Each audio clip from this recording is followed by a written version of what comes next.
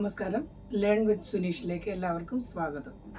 കഴിഞ്ഞ ദിവസം നമ്മൾ സമചതുര സ്തൂപിയുടെ ബേസിക്സ് ഒക്കെ പഠിച്ചു. ഇന്ന് നമുക്കിനി അതിൻ്റെ ഓരോരോ കണക്കുകൾ ചെയ്യാൻ തുടങ്ങാം. അപ്പം ആദ്യമേ നമുക്ക് പഠിക്കേണ്ടത് ഉപരിതല പരപ്പളവ് അല്ലെങ്കിൽ ടോട്ടൽ സർഫസ് ഏരിയ, ഉപരിതല വിസ്തീർണമെന്നും പറയാം. അതാണ് പഠിക്കാൻ പോകുന്നത്. അപ്പോൾ അതിൻ്റെ ഫോർമുല എങ്ങനെയാണ് വരുന്നത് എന്ന് കാണാതെ പഠിക്കാത്ത രീതിയിൽ നിങ്ങൾക്ക് മനസ്സിലാക്കി പഠിക്കാവുന്ന രീതിയിൽ പറഞ്ഞുതരാം. ഇപ്പം ടോട്ടൽ സർഫസ് ഏരിയ, അതായത് ഇതിൻ്റെ ഫുൾ സർഫസ് അല്ലേ, അതിൻ്റെ ഏതെല്ലാം പ്രതലങ്ങളുണ്ടോ അതിൻ്റെ എല്ലാം വിസ്തീർണങ്ങളുടെ തുകയായിരിക്കും ടോട്ടൽ സർഫസ് ഏരിയ എന്ന് പറയുന്നത്. അപ്പോൾ ഇതിന് എത്ര മുഖങ്ങളുണ്ട്, എത്ര ഫേസസ് ഉണ്ട്, കഴിഞ്ഞ ദിവസം നമ്മൾ നോക്കിയിരുന്നു. ഒരു ബേസ് ഉണ്ട് അല്ലേ, ഒരു ബേസ് ഉണ്ട്.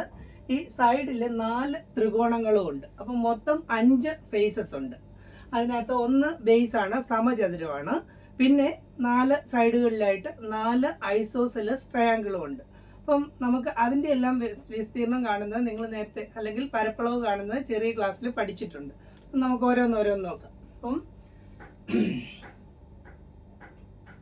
ആദ്യമേ ബേസ് ഏരിയ നോക്കാം. ബേസ് ഏരിയ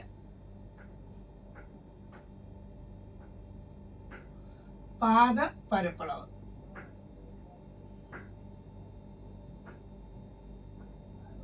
പാദ പരപ്പളവ് അല്ലെങ്കിൽ ബേസ് ഏരിയ.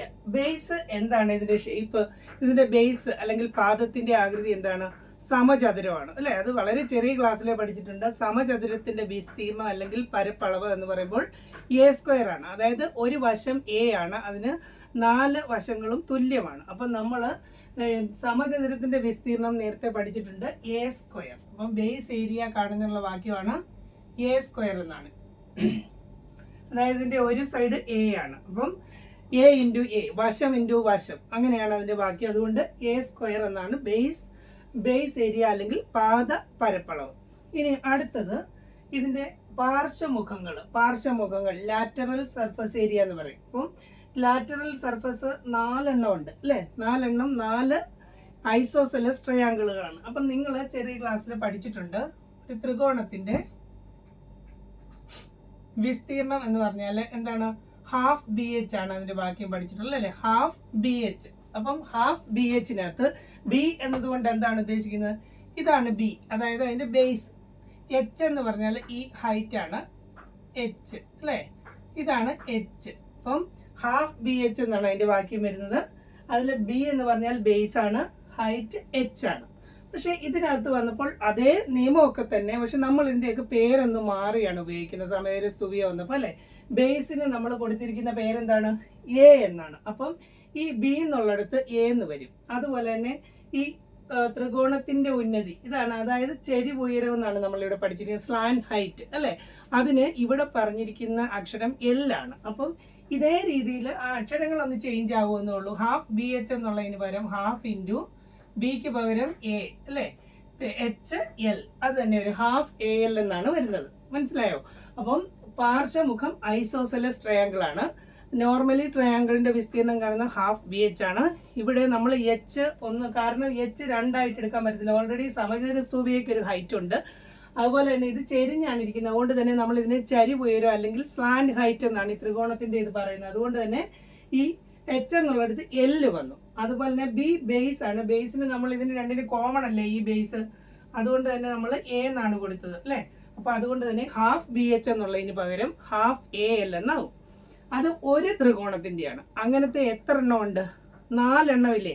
അപ്പം 4 എണ്ണം വരുമ്പോഴത്തേക്ക് എന്ത് വരും? 4 × ഹാഫ് AL എന്ന് വരും അല്ലേ. 4 × ഹാഫ് AL, അങ്ങനെ 4 എണ്ണം ഉള്ളതുകൊണ്ട് 4 കൊണ്ട് ഗുണിക്കണം. അപ്പം ഈ 4ഉം 2ഉം കൂടെ അങ്ങ് വെട്ടിപ്പോയാലോ എത്ര വരും? 2. പിന്നെ മിച്ചം 2 × 1 × AL. അപ്പം 2AL ആണ് പാർശ്വമുഖങ്ങളുടെ 4 എണ്ണത്തിന്റെയും കൂടെ വിസ്തീർണം. മനസ്സിലായോ? അപ്പം ലാറ്ററൽ സർഫസ് ഏരിയ അല്ലെങ്കിൽ പാർശ്വമുഖ വിസ്തീർണം, പാർശ്വമുഖ പരപ്പളവ്.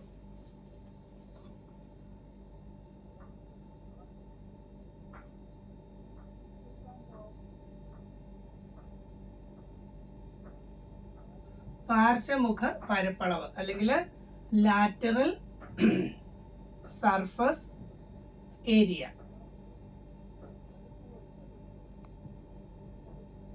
Lateral surface area, base area എന്നുള്ളതിന് ഷോർട്ട് ഫോം ആയിട്ട് നമുക്ക് BA എന്ന് കൊടുക്കാം, ബേസ് ഏരിയ. ഈ ലാറ്ററൽ സർഫസ് ഏരിയ എന്നുള്ളതിന് LSA എന്നും കൊടുക്കാം, LSA. അത് 2AL ആണ്. അത് എങ്ങനെയാണ് വരുന്നതെന്ന് ഞാനിവിടെ വ്യക്തമായിട്ട് കാണിച്ചു തന്നു. ഒരെണ്ണത്തിന്റെ ഹാഫ് AL വരും. അങ്ങനെ 4 എണ്ണം ഉള്ളപ്പോൾ 4 × ഹാഫ് AL, അതിൽ 2ഉം 4 വെട്ടിക്കളയുമ്പോഴത്തേക്ക് നമുക്ക് 2 വരുന്നു. 2 × 1 × AL 2AL എന്ന് വരുന്നു. അപ്പം 2AL ആണ് ലാറ്ററൽ സർഫസ് ഏരിയ. അത് ഒരെണ്ണത്തിന്റെ അല്ല, 4 എണ്ണത്തിന്റെയാണ്. ഒരെണ്ണത്തിന്റെ കാണണമെങ്കിൽ വാക്യം ഹാഫ് AL ആണ്.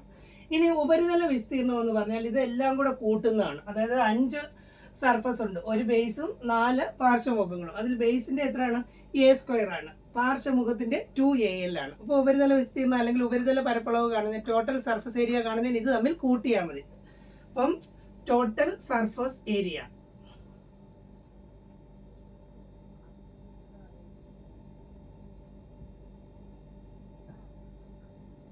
ഉപരിതല പരപ്പളവ്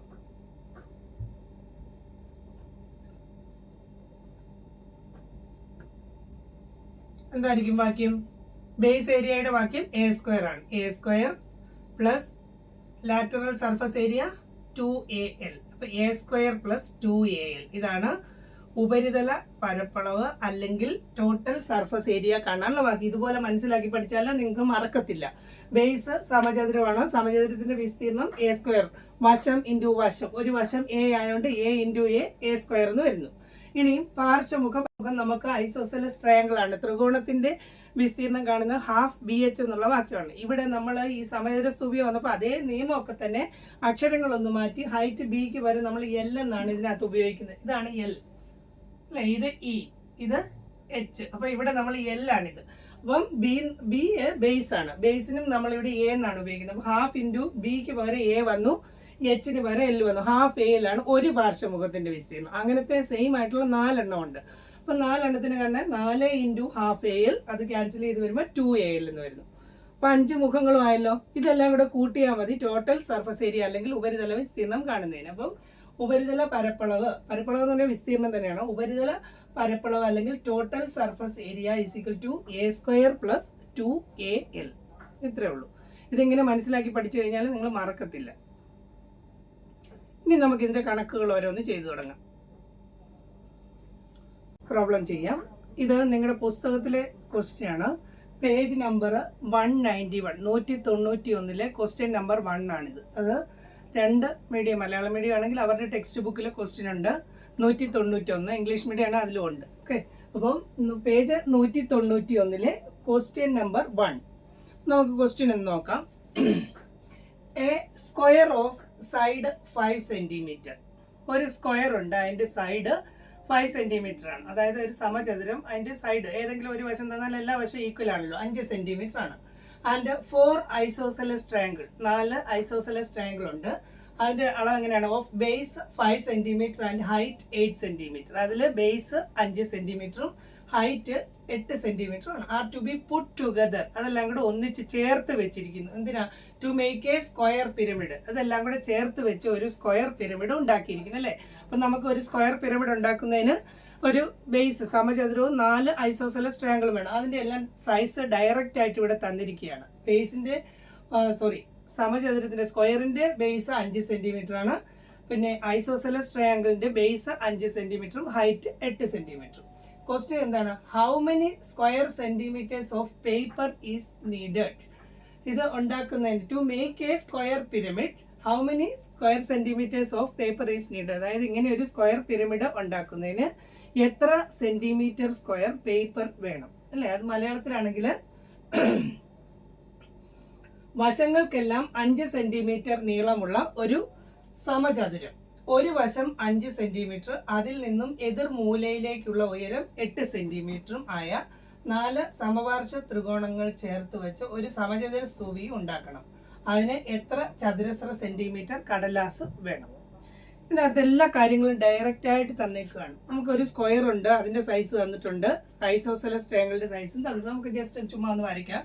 അപ്പം ഒരു സ്ക്വയർ, ഇതാണ് ഈ സമചതുര സ്തൂപിയുടെ ബേസ് അല്ലേ. ഒരു വശം 5 ആണ്, 4 വശങ്ങളും 5 തന്നെ വരുന്നു. അടുത്തത്, അപ്പൊ ഇതിന്റെ ഏത് അക്ഷരമാണിത്? സമചതുര സ്തൂപിയുടെ ബേസ് എന്ന് പറയുമ്പോൾ ഏതാണ്? A ആണ് അല്ലേ. Small letter A. ഇനി അടുത്തത് ഐസോസെലസ് ട്രയാങ്കിൾ. അതിന്റെ സൈസ് ഒരു പറയും ബേസ് 5 സെന്റിമീറ്റർ.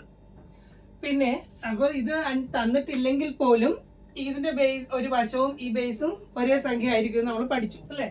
അതുപോലെ തന്നെ triangle base 5 centimetre and height 8 centimetre. അതിന്റെ ഉയരം എന്ന് പറയുമ്പോൾ ഇതാണ് ഉയരം അല്ലേ. ത്രികോണത്തിന്റെ ഉയരം ഇതല്ലേ, ഈ സൈഡ് അല്ല. ഈ സൈഡ് എന്ന് പറയുമ്പോൾ ഇത് ചേർന്ന് വരുമ്പോൾ ഈ ആണ് വരുന്നത്, പാർശ്വവക്കാണ്. ഇതാണ് അതിന്റെ ഉയരം.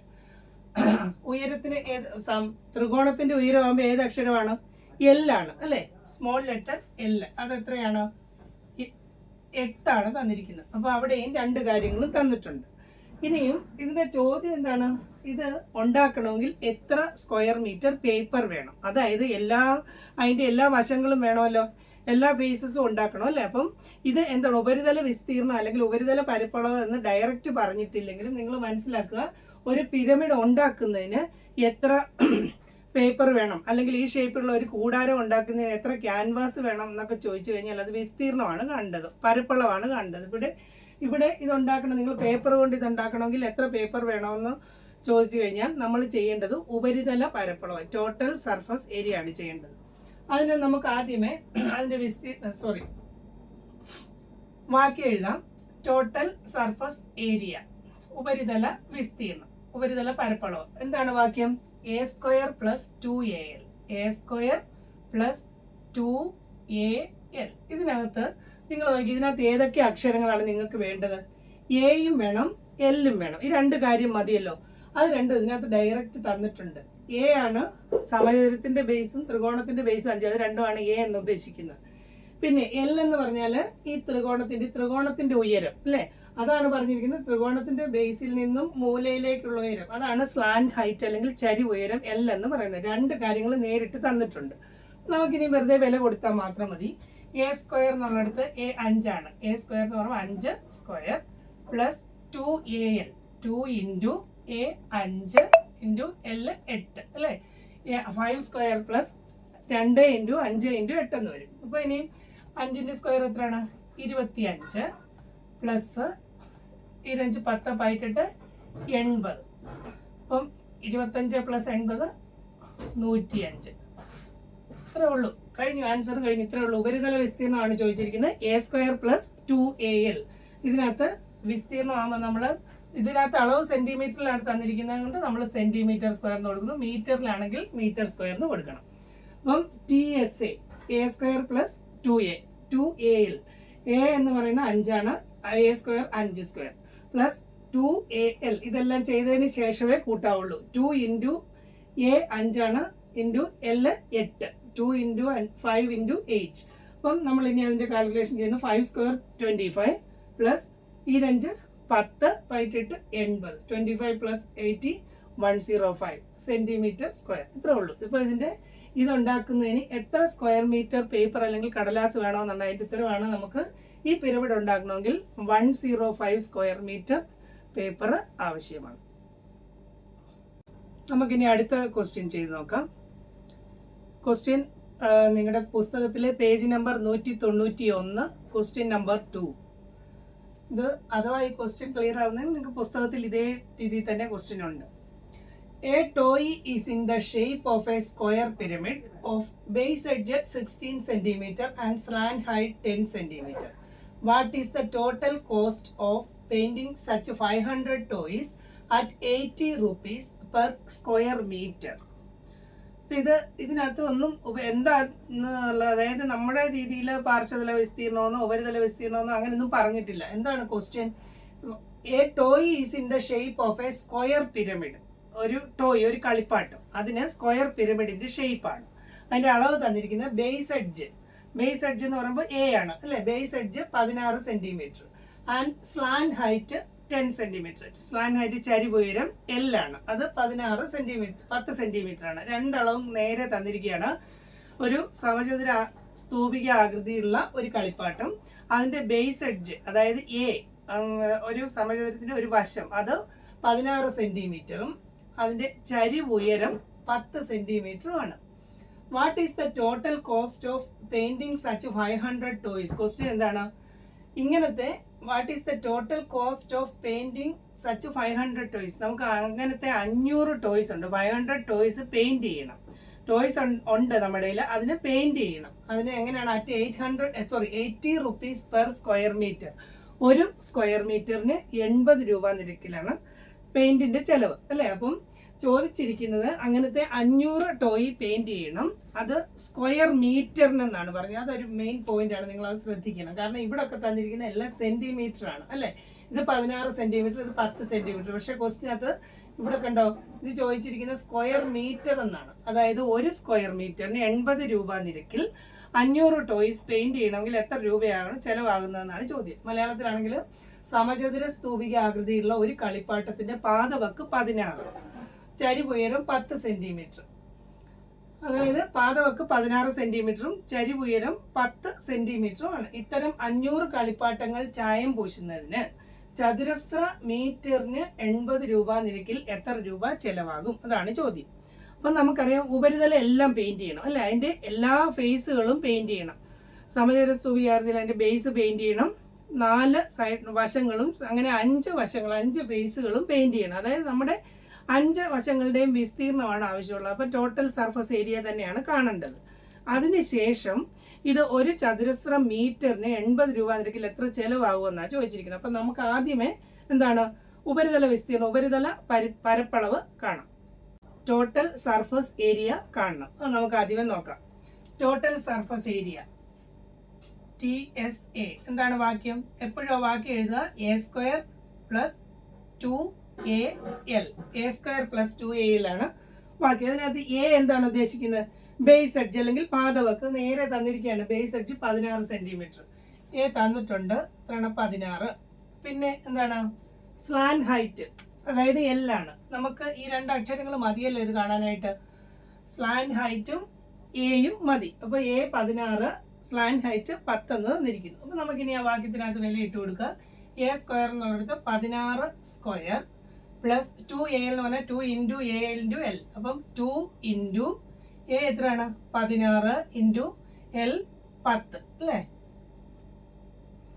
ഇനിയും ഇതിന്റെ വില കൊടുക്കുക. 16ന്റെ സ്ക്വയർ എത്രയാണ്? നിങ്ങൾക്കറിയാം, 15ന്റെ 225, 16ന്റെ 256. അറിയത്തില്ലെങ്കിൽ ചെയ്ത് നോക്കുക. 16 × 16 256 പ്ലസ് ഇത് ഗുണിക്കുമ്പോഴത്തേക്കും 16 2 32, 32 × 10, 10 കൊണ്ട് ഗുണിക്കുന്നതിന് 0 ഇട്ടാൽ മതി, 320 അല്ലേ.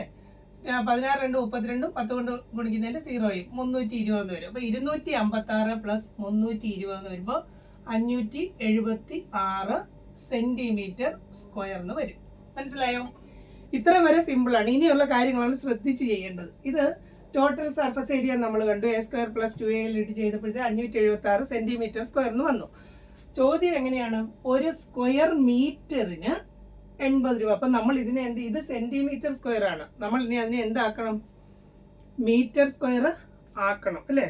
അതുപോലെ തന്നെ 500 ടോയ്സും ഉണ്ട് നമ്മുടെ കയ്യിൽ. ഒരു ടോയുടെ ഇതാണിത്. അപ്പം ഒരു ടോയുടെ ഉപരിതല പരപ്പളവ് അല്ലെങ്കിൽ ടോട്ടൽ സർഫസ് ഏരിയ ആണ് 576 എന്ന് വന്നിരിക്കുന്നത്. നമുക്ക് ആദ്യമേ 500 ടോയ്സ് ഉണ്ട്, അത് മൊത്തം ആക്കണ്ടേ.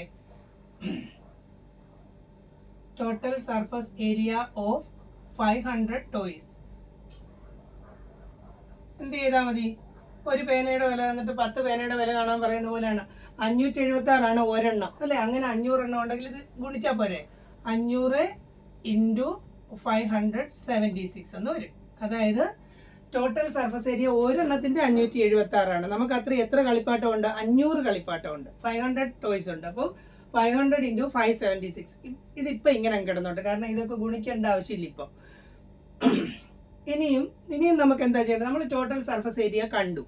ഇനിയും നമുക്ക് വേണ്ടത് ഇത് സെന്റിമീറ്റർ സ്ക്വയർ ആണ്. നമ്മുടെ ചോദ്യം ഒരു സ്ക്വയർ മീറ്ററിന് 80 രൂപ നിരക്കിൽ. അപ്പൊ നമ്മൾ ഇതിനെ ആദ്യം എന്ത് ചെയ്യണം? സ്ക്വയർ മീറ്റർ ആക്കണം. സ്ക്വയർ മീറ്റർ ആക്കുന്നതിന് നിങ്ങൾക്കറിയാം,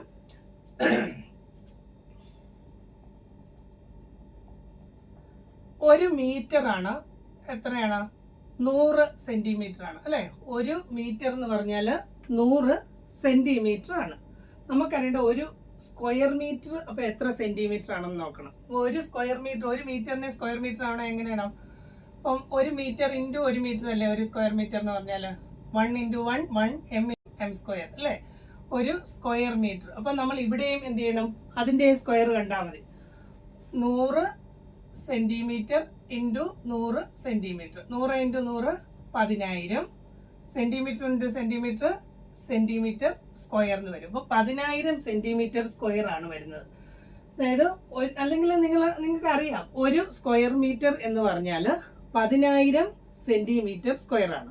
അത് ഓർത്തിരിക്കുക. ഒരു മീറ്റർ 100 അല്ലേ, അപ്പം അതിനെയും കൂടെ സ്ക്വയർ ആക്കിയാൽ മതി. ഒരു മീറ്ററിന് 100 സെൻറ്റിമീറ്റർ ആണ്. ഇതിനെ നമ്മൾ സ്ക്വയർ ആക്കി കഴിഞ്ഞപ്പോൾ ഒരു മീറ്റർ സ്ക്വയർ ആയി. 100 സെൻറ്റിമീറ്ററിനെ അതിൻ്റെ സ്ക്വയർ ആകുമ്പോൾ 100ൻ്റെ സ്ക്വയർ 10,000, സെൻറ്റിമീറ്ററിൻ്റെ സ്ക്വയർ സെൻറ്റിമീറ്റർ സ്ക്വയർ എന്ന് വരും. അപ്പം 10,000 സ്ക്വയർ സെൻറ്റിമീറ്റർ. ഒരു മീറ്റർ സ്ക്വയർ എന്ന് പറഞ്ഞാൽ എത്രയാണ്? 10,000 സെൻറ്റിമീറ്റർ സ്ക്വയർ ആണ്.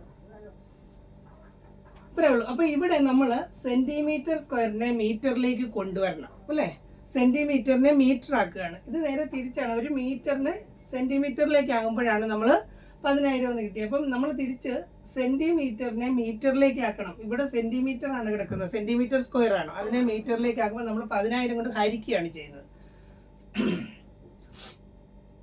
അപ്പം നമുക്ക് ചെയ്യേണ്ടത് മീറ്റർ സ്ക്വയറിലേക്ക് വരുമ്പം 500 × 576 / 10,000 എന്ന് വരും. ഇതാണ് സ്ക്വയർ മീറ്റർ. എത്ര സ്ക്വയർ മീറ്റർ ഉണ്ട്? അതായത് 500 × 576 സെന്റിമീറ്റർ സ്ക്വയർ. ഇതൊരു സംഖ്യയുണ്ട്. ഇത് ചെയ്ത് കഴിഞ്ഞാൽ നിങ്ങൾക്ക് കാൽക്കുലേഷൻ ഒത്തിരി കൂടും. അതുകൊണ്ടാണ് ഇപ്പം ഇങ്ങനെ ഇട്ടിരിക്കുന്നത്. 500 × 576 സെന്റിമീറ്റർ സ്ക്വയർ. സെന്റിമീറ്റർ സ്ക്വയറിനെ മീറ്ററിലേക്ക് മാറ്റുന്നതിന് നമ്മൾ 10,000 കൊണ്ട് ഗുണിക്കും അല്ലേ. ഇപ്പം ഇത് മീറ്ററിലായി. ഇവിടെയും വേണം ഈ 2 0 ഒക്കെ കട്ട് ചെയ്ത് ചെയ്യാം. ഇപ്പം ഇത് അവിടെ നിൽക്കട്ടെ, കാരണം കാൽക്കുലേഷൻ കുറച്ച് എളുപ്പമാണ് അടുത്തതിന്. ഇനി നമ്മുടെ ക്വസ്റ്റ്യൻ എന്താണ്? ഇപ്പം നമ്മൾ സ്ക്വയർ മീറ്റർ വരെ ആക്കി. അതായത് നമ്മുടെ 500 കളിപ്പാട്ടം പെയിന്റ് ചെയ്യുന്ന 500 കളിപ്പാട്ടത്തിന്റെ ടോട്ടൽ സർഫസ് ഏരിയ എന്ന് പറഞ്ഞാൽ 500 × 576 / 10,000 സ്ക്വയർ മീറ്റർ ആണ്. ഇനിയും അതിന്റെ കോസ്റ്റ് ആണ് ചോദിച്ചിരിക്കുന്നത്. കോസ്റ്റ് കാണുന്നത് എങ്ങനെയാണ്? ഇതാണ് സ്ക്വയർ മീറ്റർ. ഈ സ്ക്വയർ മീറ്ററിന് ഒരു സ്ക്വയർ മീറ്ററിന് എത്ര രൂപയാണ്? 80 രൂപയാണ്. അപ്പൊ ടോട്ടൽ കോസ്റ്റ് കാണാൻ ഇതിനെ 80 കൊണ്ട് ഗുണിച്ചാൽ മതി. 500 × 576 / 10,000. ഇതാണ് നമ്മളുടെ ഏരിയ. ഇതിനെ നമ്മൾ 80 കൊണ്ട് ഗുണിക്കാൻ പോകുന്നു. 80 കൊണ്ട് ഗുണിക്കുന്നു. ഇനിയിപ്പോൾ ഈ 0 എല്ലാം കട്ടായിപ്പോ, അതുകൊണ്ടാണ് ഇവിടെ തൊട്ടേ ഗുണിക്കണ്ടെന്ന് പറഞ്ഞത്. ഗുണിച്ചാലും തെറ്റൊന്നുമില്ല, കുറേ സമയം അങ്ങ് പോകും. പിന്നെ നമുക്ക് കട്ട് ചെയ്യാമല്ലോ. 0 നമ്മൾ വെട്ടിക്കളയണം. ഇവിടെ 2 എണ്ണം ഉണ്ട്. 500ന്റെ 2 0 വെട്ടി. പിന്നെ ഈ 80യുടെ ഒരു 0യും ഇതും കൂടെ വെട്ടി. ഇനിയും എന്ത് ചെയ്യാം? 5ഉം ഈ 10 കൂടെ ക്യാൻസൽ ചെയ്യത്തില്ലേ? 5 പോയി ഇവിടെ 1, 10നെ 5 കൊണ്ട് ഹരിക്കുകയാണ് 2. ഇനി ഈ 2 ഇപ്പൊ ആകെപ്പാടെ മിച്ചമുള്ളത് നോക്കി. 2ഉം 8 കൂടെ വെട്ടിയാൽ 4 കഴിഞ്ഞു. താഴെ ഇനി ഒന്നുമില്ല, എല്ലാം കഴിഞ്ഞു. അതായത് 10,000 ആയിരുന്നു. നമ്മൾ 3 0 കോമൺ ആയിട്ട് താഴെ മേളിലുണ്ട്. അത് ആദ്യമേ അങ്ങ് വെട്ടിക്കളഞ്ഞു. അപ്പൊ ഇവിടെ 5ഉം 8ഉം 10ഉം ആണ് മിച്ചം വന്നത്. നമ്മൾ അതിന് ശേഷം 5ഉം 10ഉം കൂടെ ക്യാൻസൽ ചെയ്യുമ്പോഴത്തേക്കും 5 കൊണ്ട് ഹരിക്കുന്നു. ഇവിടെ 1, ഇവിടെ 2. ഈ 2ഉം 8ഉം കൂടെ വെട്ടിയപ്പോൾ 4 എന്ന് കിട്ടി അല്ലേ. അപ്പൊ ഇനി മിച്ചമുള്ള എന്താണ്? 576 × 4 മാത്രമേ ഉള്ളൂ.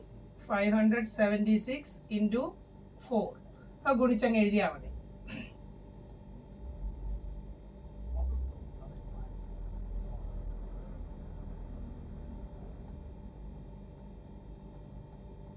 അത് ഗുണിക്കുമ്പോഴത്തേക്ക് 2304 എന്ന് കിട്ടും. നിങ്ങൾക്ക് വേണമെങ്കിൽ ചെയ്യാം.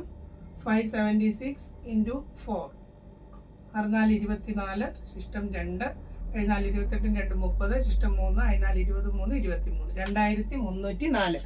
ഇത് കോസ്റ്റ് ആയതുകൊണ്ട് നമ്മൾ റുപ്പീസ് എന്ന് എഴുതണം. ഇതിന്റെ എല്ലാം യൂണിറ്റ് എഴുതണം. കോസ്റ്റ് ആയതുകൊണ്ട് 2304 റുപ്പീസ്. മനസ്സിലായല്ലോ? അതായത് ഇത്രേ ഉള്ളൂ. ആദ്യമേ നമ്മൾ ഒരു കളിപ്പാട്ടത്തിന്റെ ടോട്ടൽ സർഫസ് ഏരിയ കാണുക. അങ്ങനത്തെ 500 കളിപ്പാട്ടം ഉണ്ട്. അതിനെ 500 കൊണ്ട് ഗുണിക്കുക. അതിനുശേഷം നമ്മൾ സ്ക്വയർ മീറ്ററിലാണ് നമുക്ക് ആൻസർ കിട്ടുന്നത്. അത് നമ്മൾ സ്ക്വയർ സെന്റിമീറ്ററിലാണ് കിട്ടിയിരിക്കുന്നത്. അതിനെ നമ്മൾ സ്ക്വയർ മീറ്ററിലേക്ക് മാറ്റണം. കാരണം കോസ്റ്റ് പറഞ്ഞിരിക്കുന്നത് ഒരു സ്ക്വയർ മീറ്ററിന് 80 രൂപയെന്നാണ്. അപ്പം നമ്മൾ അതിനെയും കൂടെ സ്ക്വയർ മീറ്ററിലേക്ക് കൊണ്ടുവരണം. ഇവിടുന്ന് നിങ്ങൾ നേരെ 80 കൊണ്ട് ഗുണിച്ചാൽ ആൻസർ തെറ്റും. അപ്പോൾ അതുകൊണ്ട് 10,000 കൊണ്ട് ഹരിക്കുന്നു. അതിനുശേഷം 80 കൊണ്ട് ഗുണിച്ചപ്പോഴത്തേക്ക് നമുക്ക് കിട്ടുന്നു 2304 റുപ്പീസ്. ഇത്രേ ഉള്ളൂ.